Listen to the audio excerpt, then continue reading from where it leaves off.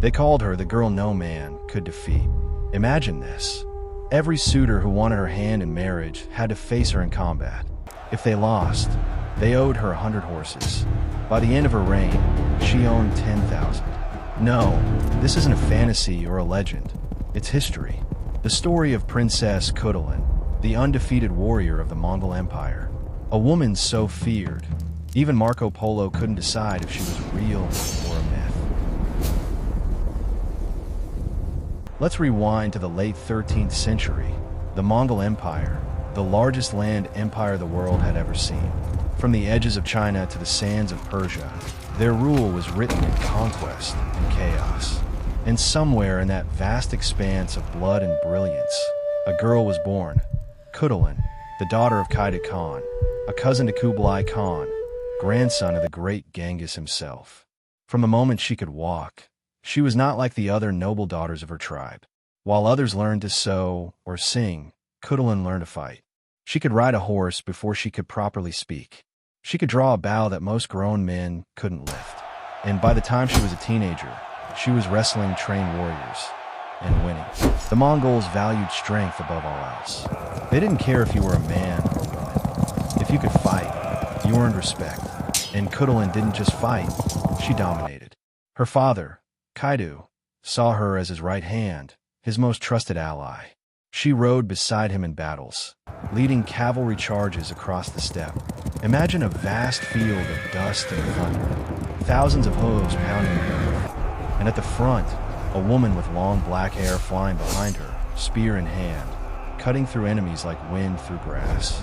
Even Marco Polo, who traveled through the Mongol lands, wrote about her with awe. He called her the most remarkable warrior in all the Tartars.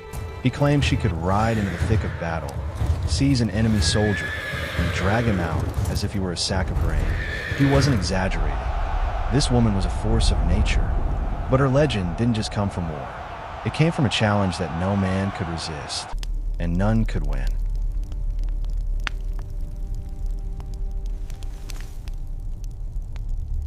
See, Khutulun had a rule. She'd only marry a man who could defeat her in wrestling. If they lost, and they all did, they had to pay her 100 horses.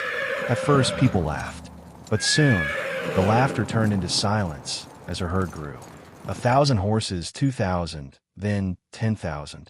Each one a trophy of her strength, and a reminder that no man had yet proved worthy. Some say she used wrestling as an excuse to stay unmarried, a clever move to keep her independence in a world ruled by men. Others say she simply couldn't find anyone strong enough. Either way, Khutulun became a legend not just of the battlefield, but of defiance itself. Her fame spread far beyond Mongolia. Songs were sung about her. Stories were whispered that she was invincible, maybe even blessed by the spirits. But every legend attracts enemies. And in the shadow of her success, jealousy began to grow.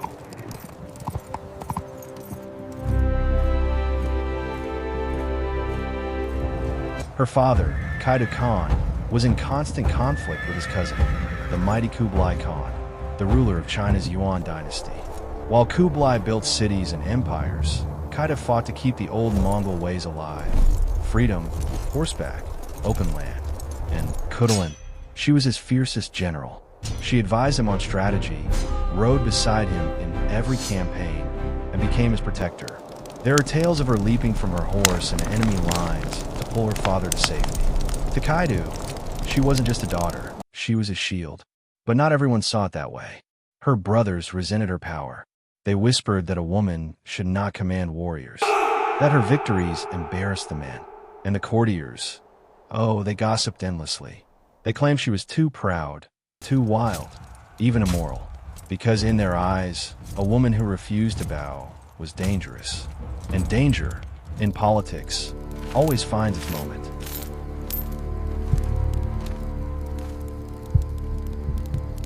As her fame grew, so did the pressure. Kaidu, though proud of her, began to worry. He needed an heir to unite his fractured lands, and his daughter's independence made the powerful men around him uneasy. Whispers turned into rumors that Khutulun must be having an affair, or worse, using witchcraft to win her matches. So, under growing tension, she made a surprising choice. According to some accounts, she finally agreed to marry, not out of love, but to silence the court. Who her husband was remains uncertain. Some say he was a warrior she respected. Others believe he was simply a name to end the gossip. But even after marriage, she remained who she was, a commander, a fighter, and a woman feared more than loved. Still, behind all the victories and defiance, there was a growing shadow. The Mongol Empire was crumbling.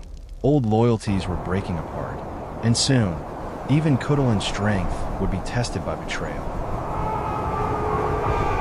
When Kaidu died in 1301, chaos erupted. Khutulun was his most capable heir, but her brothers and rival nobles refused to follow a woman. They fought among themselves, and one by one, their territories slipped away. For the first time, Khutulun faced a battle she couldn't win, not against an army, but against her own blood. Some say she was poisoned. Others believe she fell in combat. But the truth? Lost to time. Marco Polo's writings fade out here, too. He simply says that the great warrior princess vanished, and her horses were scattered across the steppes. Her story ends not with surrender, but with mystery, a silence that echoes louder than any war cry. And yet, legends never really die. Centuries passed, empires fell, kingdoms rose, and still, her story survived. In Mongolia, her name became a symbol of female strength. Poets compared her to the wind, unstoppable, untamable. Even modern historians admit, she broke every rule her world tried to place on her. She was a general in a man's army, a leader among warriors, and a woman who refused to be defined by marriage. Her legend even inspired modern works of art, including the character of Turandot, the icy princess in Puccini's opera, who challenges suitors with impossible tasks. That's right, the same Khutulun who once wrestled men for horses became a myth sung on the grand stages of Europe. So maybe Marco Polo was right. She was the most remarkable woman of all the Tartars. Or maybe he still didn't quite get it. Because Khutulun wasn't just remarkable, she was revolutionary.